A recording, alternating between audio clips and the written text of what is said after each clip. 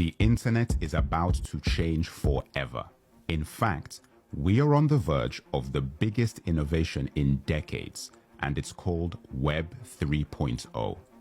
In this video, I'm going to explain exactly what it is and how it can give you the power to scale your business and make money faster than you ever thought possible from anywhere in the world. Whether you're in Africa, the Middle East, the United States, the UK, Asia, or Latin America, you need to know the information in this video.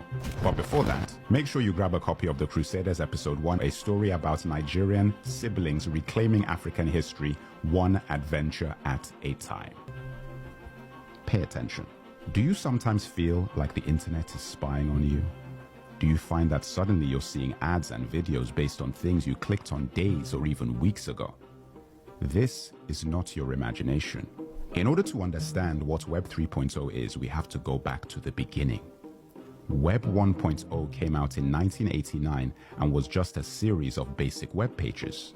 A user could only read information but couldn't send information back. Essentially, you were browsing websites. I remember this era clearly. I was in boarding school and only a handful of students even knew how to use the internet. In essence, it was truly decentralized and represented real freedom on the internet. That changed fast. Web 2.0 came out in the year 2000 and continues to this day. Web 2.0 was read and write and allowed users to interact with the sites they browsed. With features such as JavaScript and HTML, companies could create more complex sites, and this brought us Facebook, Google, YouTube, Amazon. Everything we use now online is based or derived from the Web 2.0 framework. But I'm old enough to remember a time before Google where to find information you had to go to a library or read a book. Now no one can imagine a world without Google. However, there was something they were taking from you that was much more valuable than what they were giving you. All the information you input to any of these platforms is saved by these companies, who then use them for targeted ads or sell that information to other companies who in turn create profiles of you so they can sell you more things. That information can be used to manipulate, control, and push you to make decisions based on very carefully orchestrated marketing campaigns using the data you inadvertently provide. You remember Facebook got into trouble over this, and Zuckerberg, in an attempt to clean up its image, even had to change the branding to Meta? The reality is Facebook owns Instagram and WhatsApp. So if you think quitting Facebook takes you out of the ecosystem, but you still have either of those other apps, it's the same as driving a Lexus. You're driving a Toyota with a different logo on it. This marketing and use of your information is called the data economy, and they get your resource for free. But I'm thinking, why shouldn't I be paid for my data? Now, since the Facebook fiasco, laws were changed, so you now get that cookie permission screen. But if you accept to have cookies stored, they benefit, you don't.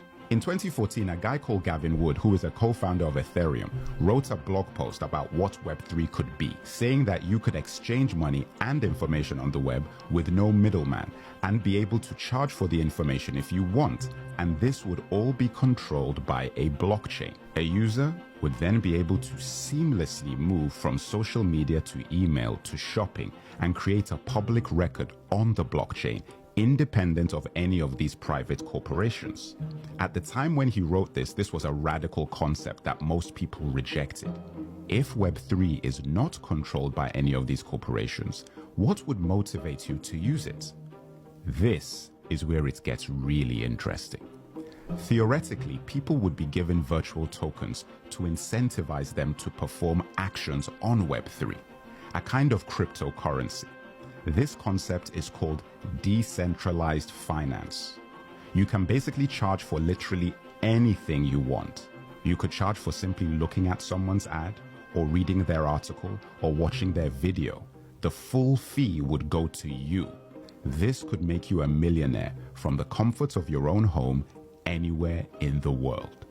This concept is going to be fundamental to virtual realities like the metaverse, but there are many people that don't believe any of this is going to work due to the computing power necessary to make it work. This technology is going to change everything for how we use the internet and how we interact with each other. However, what's most compelling for me about Web 3.0 is how it might give emerging economies in Africa or individuals like yourself, wherever you may be, the ability to take back control of your data. You know what? I really hope Black and African people get on this train and do not get left behind, as we always have been when new innovations and technologies get released. That is why I'm bringing you this information, in the hopes you will prepare yourselves to harness this power if it comes to fruition.